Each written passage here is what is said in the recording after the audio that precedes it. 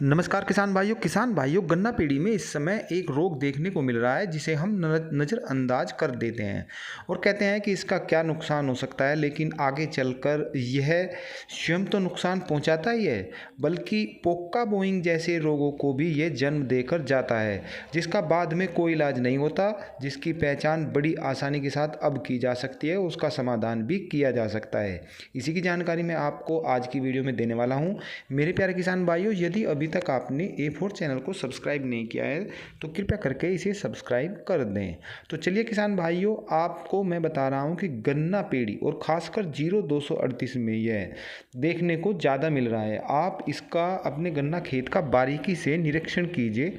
जब आप निरीक्षण करोगे तो आप देखोगे कि जगह जगह आपको काली डंडी सी दिखाई देंगी। ये जो डंडी है नीचे से ऊपर तक डंडी सी रहती है और ऊपर के ऊपर ये थोड़ी मुड़ी हुई होती है और ये काली काली आपको दिखाई देगी। जो एक काली काली होती है इसके ऊपर ये पाउडर सा होता है और जब इस पर आप हाथ फेर कर देखोगे तो ये आपके हाथ पर चिपक जाएगी, जैसे कि आप देख भी रहे हैं। तो आप इस पर हाथ फेरिए तो ये आपके हाथ को काला कर देगी। बस यही रोग की जड़ है। आप इसकी जो नीचे से पत्ती उखाड़ कर देखते हो तो नीचे भी इसमें काला काला पाउडर ही जमा होता है।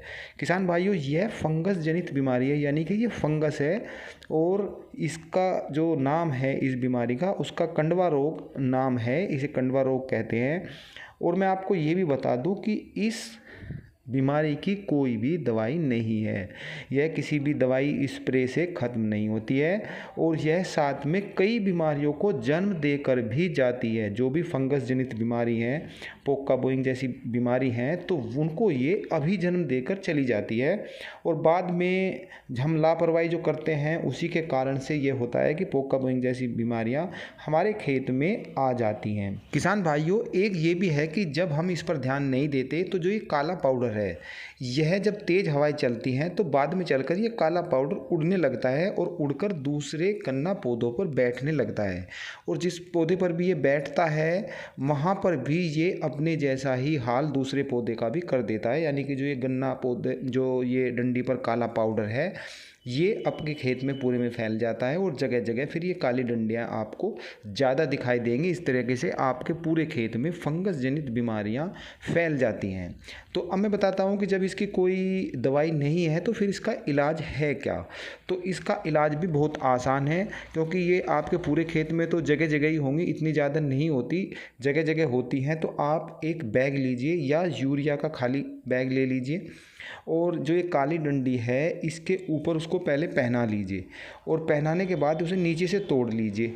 और आपको मेन चीज़ ये करनी है कि जो काला पाउडर है वो आपके खेत में न गिरे। तो इसीलिए मैं आपको बता रहा हूँ कि खाली बैग जो है वो इसके ऊपर को पहले पहना लेना है और उसे पकड़ने के साथ में इसको नीचे से तोड़कर इसी तरीके से आपको पूरे खेत में करना है। और फिर ये जो डंडियाँ हैं इनको बाहर ले जाकर कहीं दबा देना है ताकि जो इसका पाउडर है वो उड़कर दूसरे खेतों में न जाए। तो ये इसका इलाज बहुत ही आसान है, क्योंकि इसमें कोई दवाई काम नहीं करेगी। फंगस जनित बीमारी है, इस बात को आप समझ लें। और इसका यदि आप अभी इलाज कर लेते हैं तो आने वाले समय में पोक्का बोइंग जैसी बीमारियों को रोका जा सकता है। फिर मिलते हैं ताज़ा अपडेट के साथ, तब तक के लिए जय जवान जय किसान।